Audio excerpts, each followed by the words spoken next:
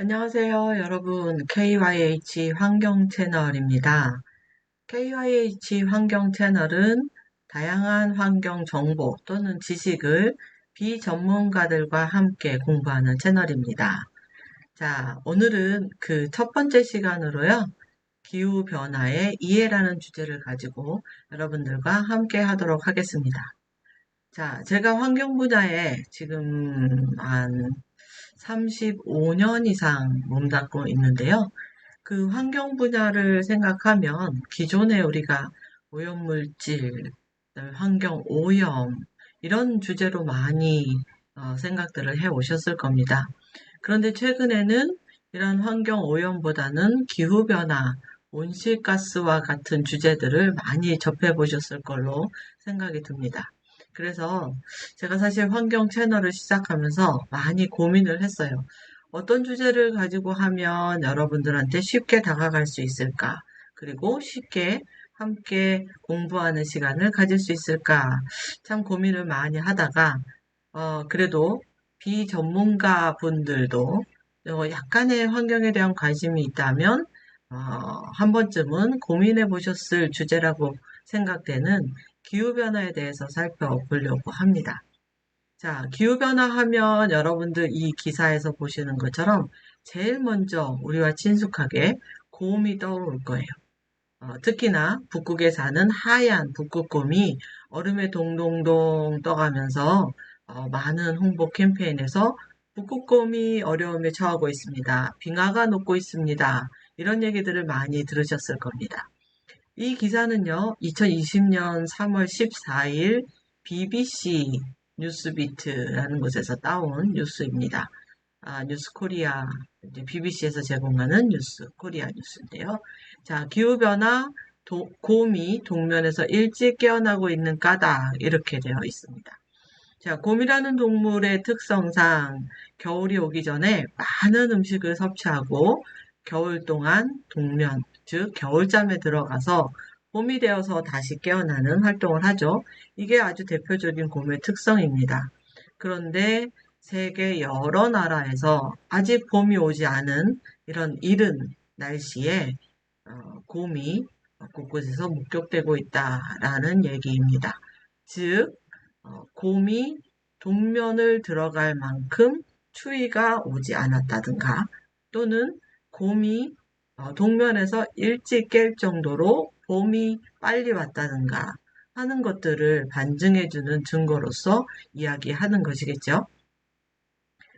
유럽의 겨울은 역대 최고로 따뜻했다라는 기사이죠. 또 미국 또한 12월과 1월에 보다 따뜻한 기온을 기록했다. 이는 기후변화와 연관되어 있다라고 하는 기사였습니다. 자, 두 번째 기사 한번 더 보도록 할게요. 미쳐버린 전 세계 기후. 정말 전 세계 기후가 미쳐버린 걸까요? 오늘도 긴 장마의 끝자락에 비가 계속 내리고 있습니다. 우리나라 전국 곳곳에서 많은 비로 인한 홍수의 발생 또는 인명의 피해 이런 것들을 아침 저녁으로 보도를 하고 있는데요. 2021년 이 기사에서도 히말라야 빙하 홍수로 200명이 몰살됐다라고 하는 참담한 기사를 보여주고 있습니다. 히말라야 빙하홍수가 무엇일까요? 빙하홍수라고 하는 것은 말 그대로 높은 산꼭대기에 만년설로 얼어져 있는 빙하들이 기온이 증가하면서 점차점차 녹고 이런 빙하가 녹은 물들이 계곡을 따라서 흘러내리면서 아랫지역에 홍수와 같이 비가 많이 왔을 때 한꺼번에 그 물이 몰려서 발생되는 홍수와 같은 이런 사태를 발생시키는 게 바로 빙하 홍수입니다. 이러한 빙하 홍수로 200명을 몰살했다. 엄청난 인명의 피해가 아닐 수가 없습니다. 기사의 내용을 좀 살펴보면요. 2021년 2월이 되면서 지구촌 곳곳에서 환경 재앙이 동시다발로 발생하고 있다. 미국의 절반 이상이 최저 기온이 섭씨 20도 가까이 떨어졌다. 이렇게 되어 있는데요. 2022년 작년에는 이보다 훨씬 더 극한의 기온이 미국을 찾아왔었죠. 섭씨 뭐 50도, 40도 이래서 겨울에 얼어 죽는 사람이 발생될 정도로 아주 극한 한파가 몰려들고 있습니다.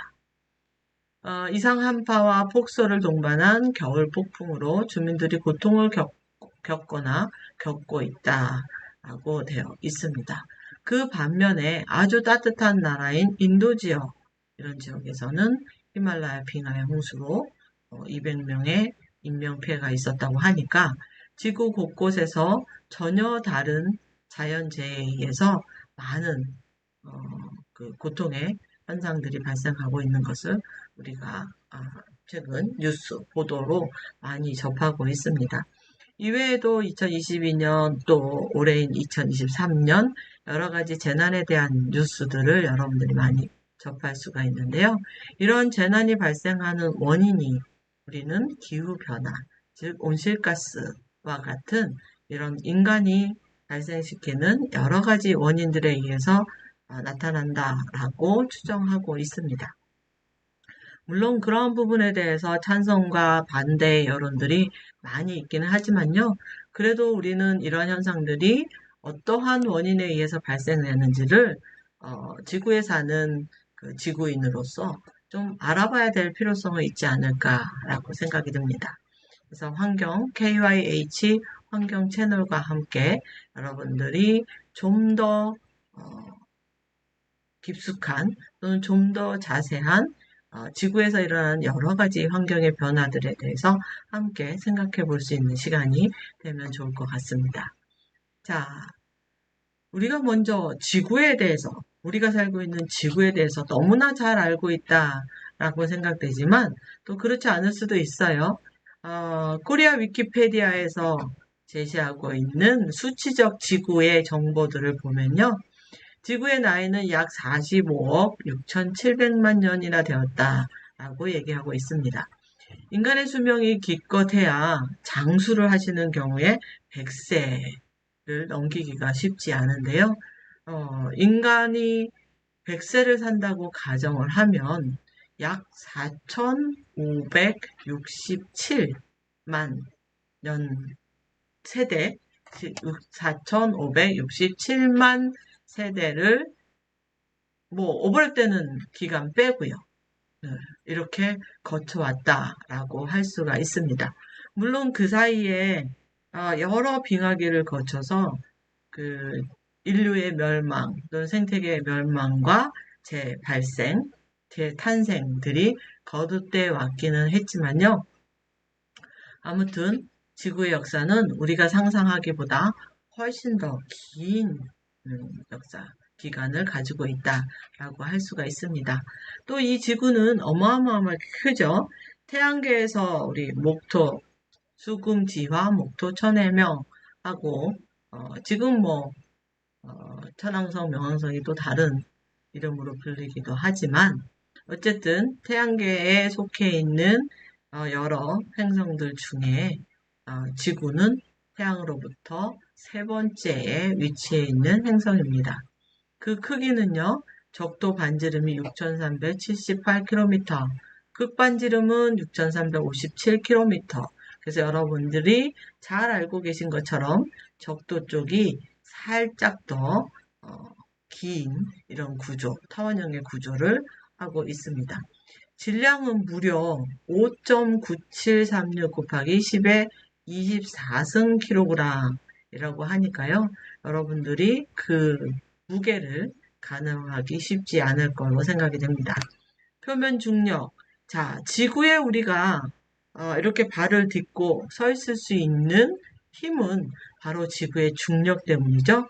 지구 내부로 물체를 끌어당기는 이 지구의 중력이 없다면 우리는 그 우주비행사가 달에 갔을 때 공중공중 이렇게 구름 위를 걷듯이 걸어다니는 것을 보실 수가 있을 거예요.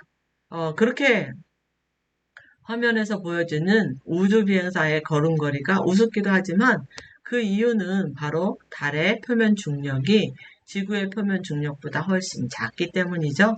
그래서 그렇게 그 달의 중심으로 끌어당기는 힘이 작기 때문에 꼭 구름 위를 떠다니는 것처럼 공중공중 이렇게 걸어다닙니다.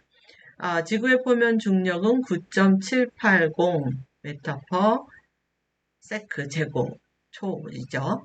세크 제곱으로 되어 있습니다. 그래서 우리가 높은 곳에서 물체를 떨어뜨리면 바로 지구 중심으로 떨어지는 이런 힘이 되겠습니다. 지구의 온도는 물론 지구 표면의 온도는 태양에 의해서 많이 달라집니다. 하지만 지구 자체는 행성이기 때문에 그 내부에 엄청나게 높은 온도를 가지고 있어요. 그래서 지구의 내핵의 온도는 여기 나와 있는 것처럼 5,500도, 또 외핵은 3,000에서 5,500도까지 되어 있습니다. 태양계의 세 번째 행성이라는 것은 말씀드렸고요. 그 다음에 지각, 멘틀, 핵으로 구성되어 있다라고 말씀드렸고 한 개의 위성을 가지고 있습니다.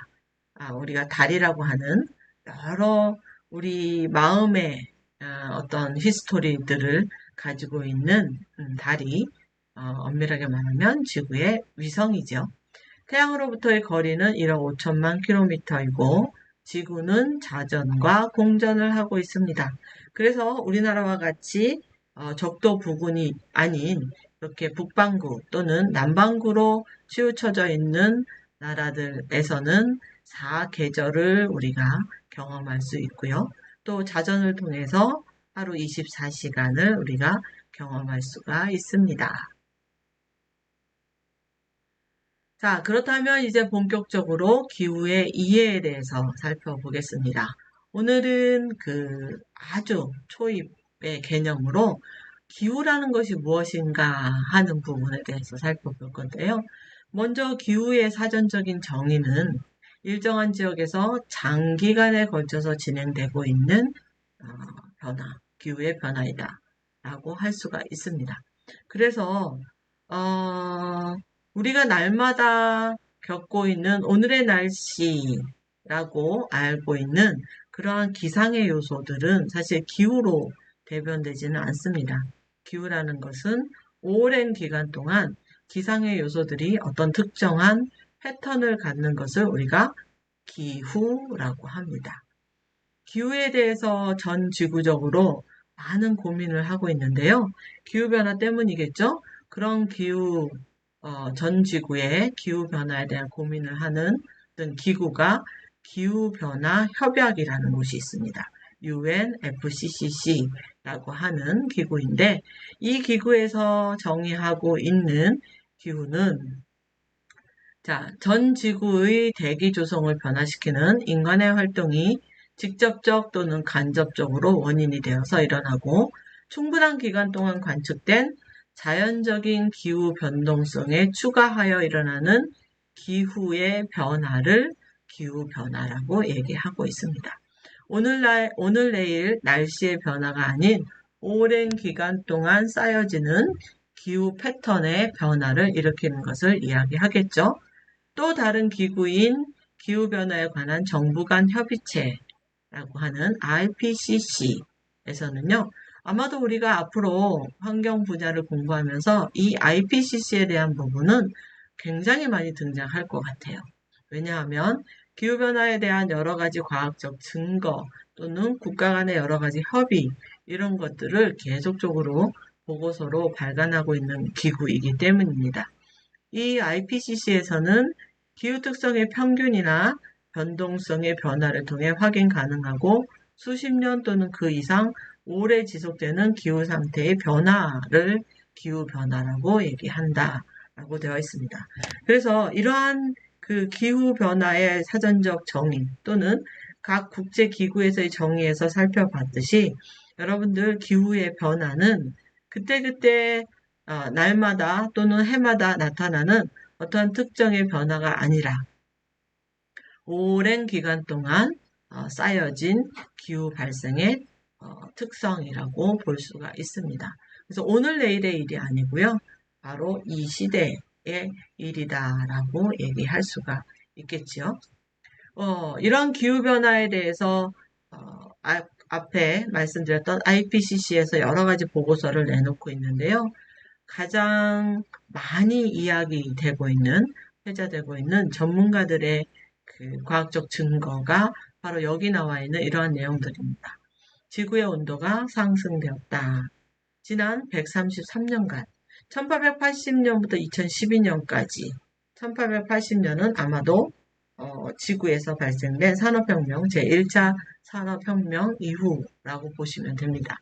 이 기간 동안 지구 평균 기온은 0.85도씩 증가하였다 되어 있고요.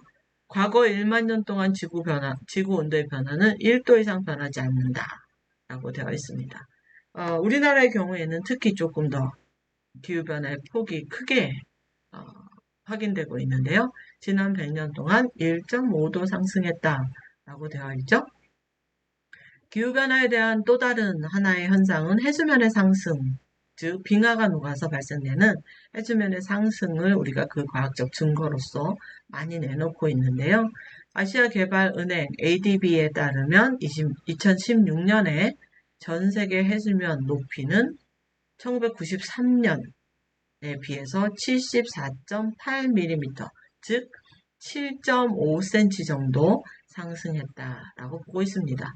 여러분들 7.5cm라고 하면 손바닥을 이렇게 폈을 때 여러분 손가락 길이 정도밖에 안 되겠죠? 요만큼의 상승이 그렇게 큰 문제냐라고 여러분들이 생각할 수도 있을 것 같아요. 하지만 이러한 변화에도 이거는 이제 평균 해수면 높이고요. 이러한 변화에도 크게 국가적인 국토 손실이 발생하는 나라들이 있습니다. 남태평양인가요? 태평양 저 아래쪽에 있는 투발루라고 하는 이런 국가에서는 엄청나게 그죠? 섬들로 이루어진 이런 국가이기 때문에 약간의 해수면 상승만으로도 전 국토의 상당 부분을 활용하지 못하는, 그래서 많은 국민들이 주거지를 잃는 이런 현상들이 있습니다.